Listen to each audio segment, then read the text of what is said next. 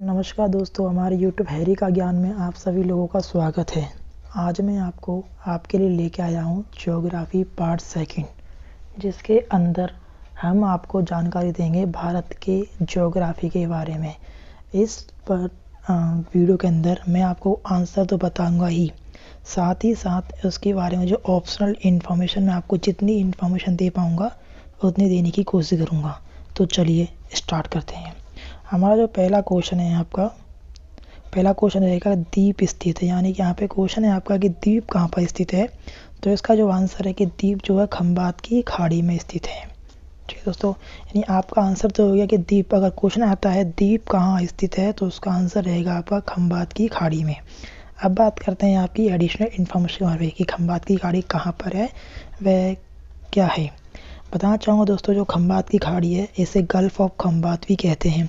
यह जो है वो अरेबियन सी में स्थित है और इसकी जो आकृति है वो आपकी त्रिकोणीय यानी त्रिभुजाकार आकृति है इसकी। ठीक है दोस्तों, इसकी जो सीमा है वो गुजरात से लेकर, यानी कि गुजरात से लेकर आपका जो है वो मुंबई के काठियावाड़, जो आपका काठियावाड़ है वहाँ तक आपकी इसकी सीमा है। ठीक है दोस्तों, और बताना चाहूँगा भारत के पश्चिम तट में इसका पूरा नाम जो है केमर की खाड़ी है। इसे जो पहला नाम था उसे इसे केमर की खाड़ी भी कहते हैं। अगर क्वेश्चन आता है केमर की खाड़ी क्या, तो केमर की खाड़ी आपकी गल्फ ऑफ खंबात ही केमर की खाड़ी है। अब दोस्तों बात करते हैं आपकी कच्छ की खाड़ी के बारे में। जो कच्छ की खाड़ी है ये भी आपकी जो है गुजरात में स्थित है। ठीक है दोस्तों, ठीक है, चलिए आगे चलते हैं। अब बात करते हैं आपकी मन्नार की खाड़ी कि मन्नार की खाड़ी क्या है। तो बताना चाहूँगा दोस्तों, जो आपकी मन्नार की खाड़ी है वो आपकी जो हिंद महासागर है इसमें स्थित है। हिंद महासागर में मन्नार की खाड़ी स्थित है, जो कि लक्षद्वीप का एक भाग है।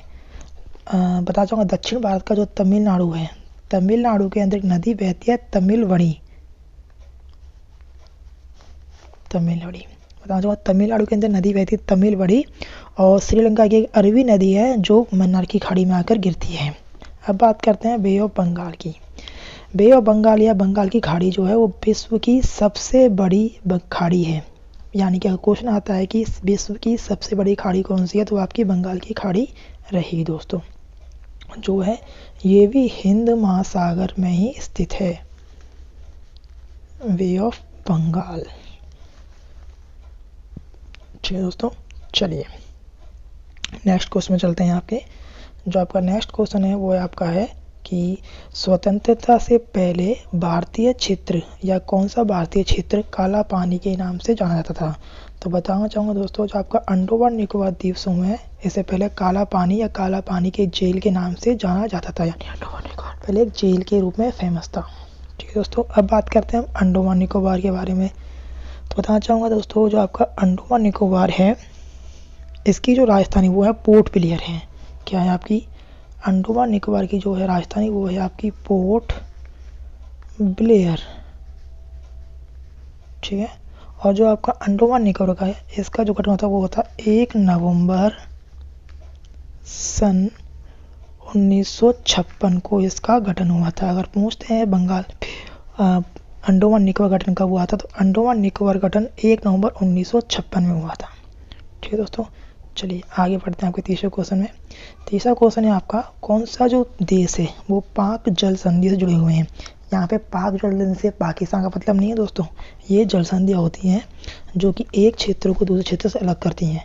तो बताना चाहूँगा जो आपका पाक जल संधि है ये है श्रीलंका और भारत और श्रीलंका से जुड़े हुए। नहीं, जो भारत और श्रीलंका है ये मान लीजिए आपका ये भारत है और ये श्रीलंका है, ये जुड़े हुए हैं, ये आपका जो है पाक जल संधि से जुड़े हुए हैं। ठीक है दोस्तों, अब बात करते हैं पाक जल संधि। जो आपकी पाक जल संधि है वो तमिलनाडु और श्रीलंका जो है आपका, जिसे प्रणव लंका था, के उत्तरी प्रांत के जाफना जिले के बीच स्थित है। ओके, और इसकी जो आपकी पाक जल संधि की गहराई है वो 9.1 मीटर है। ठीक है दोस्तों, और से 9.1 मीटर से कम है, और यह 64 किलोमीटर से लेकर कितने 64 किलोमीटर से लेकर 137 किलोमीटर जो है आपकी चौड़ी है, और 136 किलोमीटर लंबी है। ठीक है दोस्तों, अगर क्वेश्चन आता है कि आपकी जो पाक जल संधि है इसकी गहराई कितनी है, तो इसकी गहराई 9.1 मीटर से कम है, और इसकी जो चौड़ाई है वो 64 से लेकर 137 किलोमीटर चौड़ी है, और 136 किलोमीटर लंबी है। ठीक है, चलिए आपके नेक्स्ट क्वेश्चन में चलते हैं। आपका नेक्स्ट क्वेश्चन दोस्तों कि आदम पुल किन दो देशों के मध्य स्थित है। पहले बात बताना चाहूँगा, जो आपका आदम पुल है उसे एडम का पुल भी कहते हैं, एडम पुल भी कहते हैं, एडम ब्रिज भी कहते हैं। ठीक है दोस्तों, या इसे राम सेतु भी कहते हैं। आप जानते हैं कि जिसे भगवान राम ने बनाया था लंका पर चढ़ाई करने के लिए।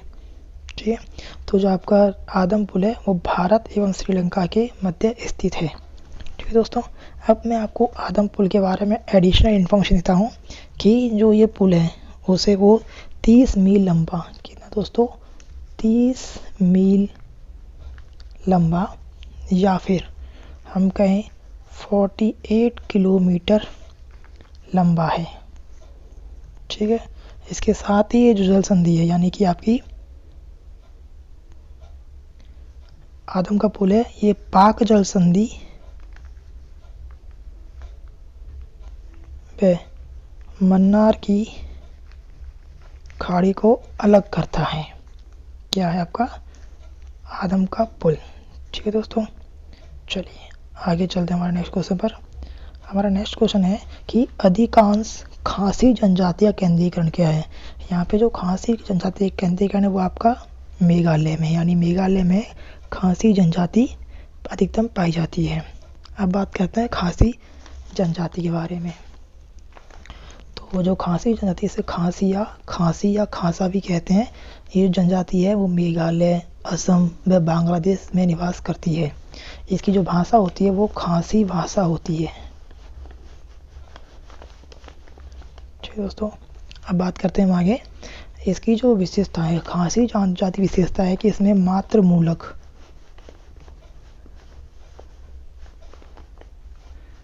मतलब कि माता को विशेषता दी जाती है।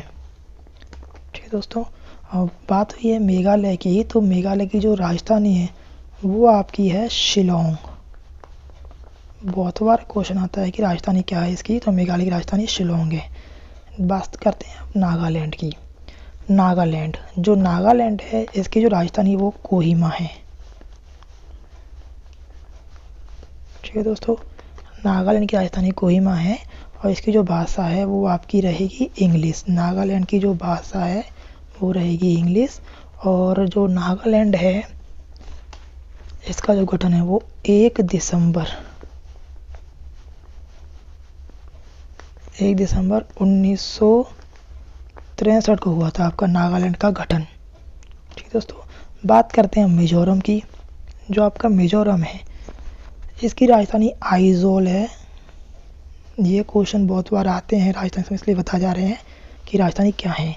तो आपका मिजोरम की राजधानी आइजोल है। ठीक है दोस्तों, इसके अलावा जो आपका मिजोरम है इसके अंदर मिजो बोली या इंग्लिश या हिंदी बोली जाती है। इसका जो गठन है वो 20 फरवरी सन 1987 को हुआ था। ठीक है दोस्तों, किसका मिजोरम का। अब बात करते हैं त्रिपुरा की।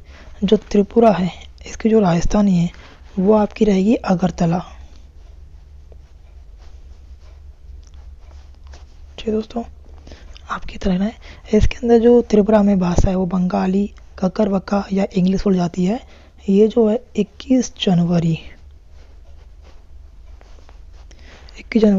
सन 1972 को इसका गठन हुआ था। ठीक है दोस्तों, चलिए अब चलते हैं नेक्स्ट क्वेश्चन पर। आपका जो नेक्स्ट क्वेश्चन वो है कि भारत की सबसे दक्षिण की पहाड़ी श्रृंखला मानी जाती है। तो इसका जो आपका आंसर रहेगा वो रहेगा आपका इलायची की पहाड़ियाँ। इलायची की पहाड़ियाँ, या फिर हम कह सकते हैं इसे कार्डमम की पहाड़ियाँ। अब बात करें हम इसके बारे में। जो इलायची की पहाड़ियाँ हैं ये आपकी केरल, कहाँ पर, केरल में स्थित हैं। ठीक है दोस्तों, अब बात करते हैं हम जावादी की पहाड़ी के बारे में। तो जो जावादी की पहाड़ियाँ हैं ये पूर्वी घाट की बड़ी श्रेणी में से एक है। यह उत्तरी तमिलनाडु में है, यानी कि जो जावादी की पहाड़ियाँ आपकी ये पड़ती हैं तमिलनाडु में। ठीक है दोस्तों, अब बात करते हैं अन्नामलाई की पहाड़ियाँ। जो आपकी अन्नामलाई की पहाड़ियाँ हैं ये केरल में स्थित हैं। ठीक है दोस्तों, इसके अलावा बताना चाहूँगा ये दक्षिण भारत की सबसे ऊंची चोटी है, यानी कि जो अन्नामलाई की पहाड़ियाँ हैं ये सबसे ऊंची चोटी है कहाँ की, दक्षिण भारत की। ठीक है, और इसको इंग्लिश में जो कहते हैं, अन्नामलाई की पहाड़ी को इंग्लिश में एलिफेंट हिल भी कहते हैं। ये क्वेश्चन बहुत बार आता है कि एलिफेंट हिल किसे कहते हैं, तो अन्नामलाई की पहाड़ी को एलिफेंट हिल कहते हैं। या दक्षिण भारत की सबसे ऊंची चोटी कौन सी, वो अन्नामलाई की पहाड़ियाँ हैं। ठीक है, अब बात करें दोस्तों हम नीलगिरी की पहाड़ियों के बारे में। तो जो आपकी नीलगिरी की पहाड़ियाँ हैं यह पश्चिमी घाट की पर्वतमाला है, और नीलगिरी का जो कुछ पहाड़ है वो तमिलनाडु, कर्नाटक व केरल में आता है। जो आपकी दोदा बेटा है वो आपकी नीलगिरी की पहाड़ी की सबसे ऊंची चोटी है, दोदा बेटा। ठीक है दोस्तों, चलिए अब नेक्स्ट क्वेश्चन पे आते हैं हम। हमारा नेक्स्ट क्वेश्चन है कि प्रायद्वीपीय भारत का सर्वोच्च शिखर क्या है। तो आपका जो है प्रायद्वीपीय भारत का जो सर्वोच्च शिखर है वो आपका रहेगा अन्नाईमुडी। अन्नाईमुडी की जो है पर्वत शिखर रहेगा। आपको दोदा बेटा बता चुका हूँ। चलिए नेक्स्ट क्वेश्चन में चलते हैं आपका नेक्स्ट क्वेश्चन है कि दक्षिणी निकोबार द्वीप का दक्षिण बिंदु, यानी कि मैं कहूँ तो दक्षिणी निकोबार का सबसे दक्षिणतम पॉइंट क्या है। ठीक है दोस्तों, तो इसके बाद बताना चाहूँगा। इसका जो आपका रहेगा वो रहेगा इंदिरा पॉइंट। जो इंदिरा पॉइंट है ये आपका सबसे दक्षिणतम पॉइंट है। इंदिरा पॉइंट को जो है, इंदिरा पॉइंट को पार्सेल या फिर पिगमेलियन पॉइंट भी कहते हैं।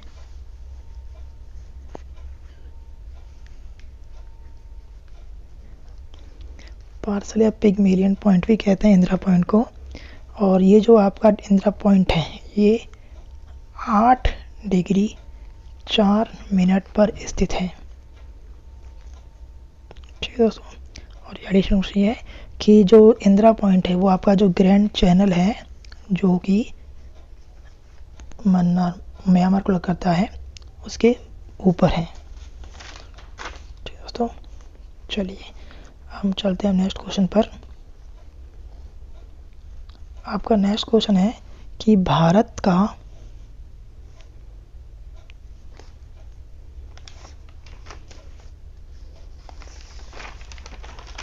चलिए आपके नेक्स्ट क्वेश्चन चलते हैं। भारत का कौन सा प्रदेश प्राचीन गोंडवाना भूभाग से संबंधित है। तो इसका जो आंसर रहेगा वो रहा आपका दक्षिण का पठार, यानी कि जो दक्षिण का पठार है वो गोंडवाना जो भूभाग है उससे संबंधित है। चलिए नेक्स्ट क्वेश्चन चलते हैं आपका नेक्स्ट क्वेश्चन है कि भारत की उत्तर से दक्षिण की लंबाई कितनी है। उत्तर से दक्षिण की लंबाई कितनी है, तो इसका आंसर रहेगा 3214 किलोमीटर। 3214 किलोमीटर होती है भारत की उत्तर से लेकर दक्षिण तक लंबाई। चलिए नेक्स्ट क्वेश्चन चलते हैं कि ये नेक्स्ट क्वेश्चन है नंदा देव स्थित है, यानी नंदा देव कहाँ स्थित है। जो नंदा देव वो कुमायूं हिमालय में स्थित है। कुमायूं हिमालय का एक पार्ट है जिसमें आपका नंदा देव स्थित है। चलिए नेक्स्ट चलते हैं। नेक्स्ट क्वेश्चन है आपका कौन सी प्राकृतिक आपदा भारत में नहीं आती है। तो देखिए बताना चाहूँगा भारत में जो है ज्वालामुखी नहीं आती, क्योंकि भारत में कोई भी सक्रिय ज्वालामुखी नहीं है, तो इसलिए भारत में ज्वालामुखी कभी भी नहीं आती है। भारत में आए दिन भूकंप, भूस्खलन या फिर बाढ़ आते रहते हैं, लेकिन भारत में ज्वालामुखी कभी भी नहीं आता है। चलिए नेक्स्ट क्वेश्चन पर आते हैं आपके। नेक्स्ट क्वेश्चन है आपका कि भारत में भारतीय वन सर्वेक्षण का मुख्यालय कहाँ स्थित है? तो इसका आंसर है ए, देहरादून, यानी कि देहरादून में जो है भारत वन सर्वेक्षण का मुख्यालय स्थित है। चलिए नेक्स्ट क्वेश्चन आते हैं दोस्तों। नेक्स्ट क्वेश्चन है आपका, भारत और चीन के बीच कौन सी रेखा सीमा निर्धारण का कार्य करती है? तो बताना चाहूँगा, भारत और चीन के जो बीच है वो आपकी मैक-मोहन जो रेखा है, यह आपकी सीमा का निर्धारण करती है। ठीक है, अब मैं बताऊंगा आपको मैक-मोहन के बारे में। जो मैक-मोहन है, ये जो रेखा है वो सन 1914 में खींची गई थी। मैक-मोहन जो रेखा है वो तत्कालीन ब्रिटिश विदेश सचिव थे सर हेनरी मैक-मोहन, उनके नाम पर रखी गई है। ठीक है दोस्तों, अब बात करते हैं, हमारे कुछ इंपॉर्टेंट क्वेश्चन है तो वो बात करते हैं रेड क्लिफ। बात करते हैं हम रेड क्लिफ के बारे में। तो जो रेड क्लिफ है वो भारत व पाकिस्तान किसके मध्य है? भारत व पाकिस्तान के मध्य रेड क्लिफ की बात हो रही है यहाँ पे दोस्तों। ठीक है, भारत व पाकिस्तान के मध्य जो निर्धारण करता है वो रेड क्लिफ रेखा करता है, और ये 17 अगस्त कब? 17 अगस्त सन 1947 को निर्धारित की गई थी। अच्छा, अभी आपको ये बताऊंगा कि जो भारत की जो रेखा है रेड क्लिफ रेखा, वो सिरिल रैडक्लिफ के नाम पर रखी गई है। किसके नाम पर? सिरिल रैडक्लिफ के नाम पर रखी गई है। अब बात करते हैं हम डूरंट रेखा के बारे में। जो आपकी डूरंट रेखा है वो पहले तो अफगानिस्तान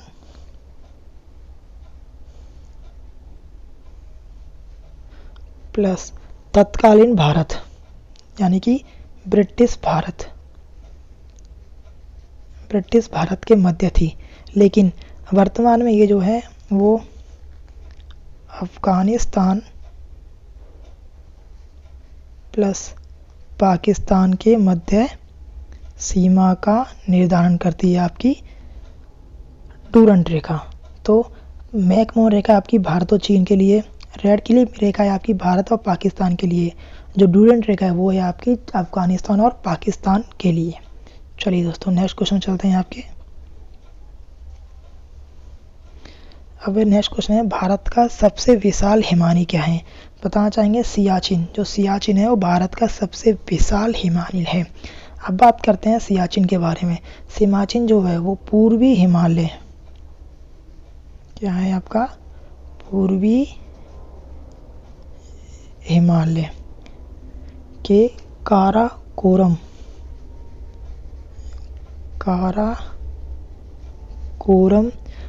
पर्वतमाला में स्थित है। ठीक है दोस्तों, क्वेश्चन आता है कई बार कि सियाचिन कहाँ पे स्थित है? तो सियाचिन जो पूर्वी हिमालय के काराकोरम पर्वतमाला में स्थित है। चलिए नेक्स्ट क्वेश्चन करते हैं हमारा। नेक्स्ट क्वेश्चन है कि हिमालय के धौलागिरी पर्वत की ऊंचाई कितनी है? तो इसकी जो ऊंचाई है वो 8,172 किलोमीटर। 8,172 किलोमीटर स्थित है हिमालय के धौलागिरी शिखर से ऊंचाई, यानी कि धौलागिरी की ऊंचाई कितनी है? 8,172 किलोमीटर स्थित है। चलिए नेक्स्ट क्वेश्चन पे आते हैं आपके। तीनों ओर से भारत का जो प्रदेश बांग्लादेश से घिरा, यानी जो तीनों ओर से बांग्लादेश से घिरा हुआ है वो कहलाता है आपका त्रिपुरा।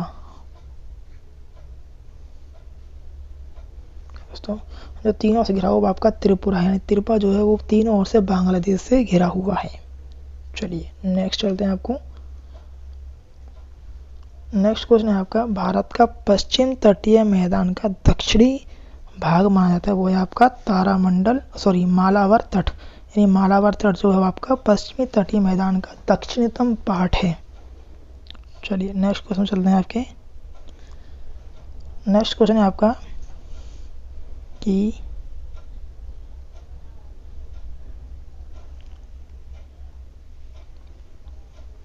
भारतीय मानक जो समय रेखा है वो कहाँ से होकर गुजरती है? तो इसका आंसर है इलाहाबाद, यानी आपके उत्तर प्रदेश के इलाहाबाद के नैनी से होकर ये रेखा गुजरती है। ठीक है, अब नेक्स्ट क्वेश्चन है कि पृथ्वी को 1 मिनट डिग्री अक्षांश घूमने कितना लगता है? पृथ्वी को 1 डिग्री अक्षांश घूमने में 4 मिनट का समय लगता है।